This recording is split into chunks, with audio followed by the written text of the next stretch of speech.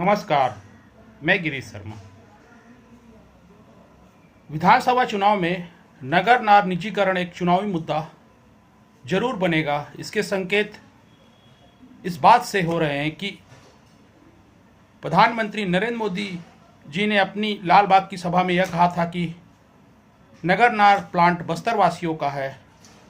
उसी को आगे बढ़ाते हुए गृह मंत्री अमित शाह ने विगत दिनों लाल बाग की सभा में यह दावा किया कि नगर नार का निजीकरण नहीं होगा। सवाल यह है कि भाजपा के नेता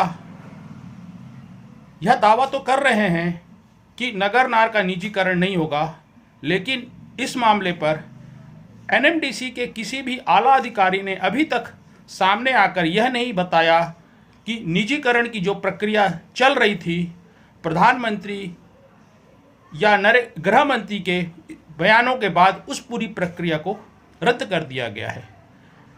क्योंकि चुनाव का वक्त है, इसलिए नेता वोटों के लिए लोक लुभावन वादे करते रहे हैं और आगे भी करते रहेंगे, जिसमें नगर नार निजीकरण का मुद्दा बड़ा है। क्योंकि पिछले चुनाव में यह भाजपा के लिए काफ़ी नुकसानदायक साबित हुआ था।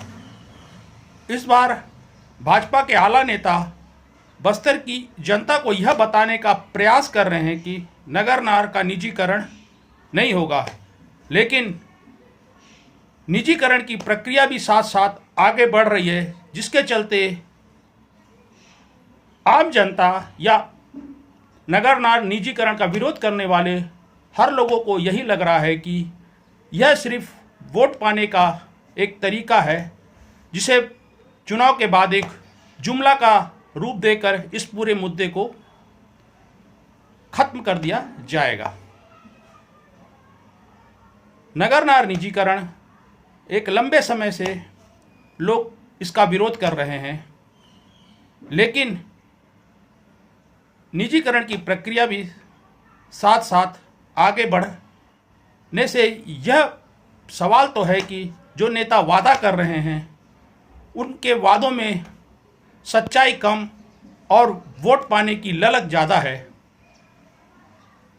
निश्चित ही भाजपा को आगामी चुनाव में भी नगर नार का मुद्दा गले की हड्डी साबित होगा, क्योंकि सिर्फ नेताओं के वादों से निजीकरण की प्रक्रिया नहीं रुक जाएगी। इसके लिए एनएमडीसी के आला अधिकारियों को भी सामने आकर बस्तर और देश की जनता को यह बताना होगा कि नगर नार की निजीकरण की जो प्रक्रिया कई वर्षों से चल रही थी, प्रधानमंत्री और गृह मंत्री के लाल बाग में दिए बयान के बाद पूरी तरह रद्द की जाती है।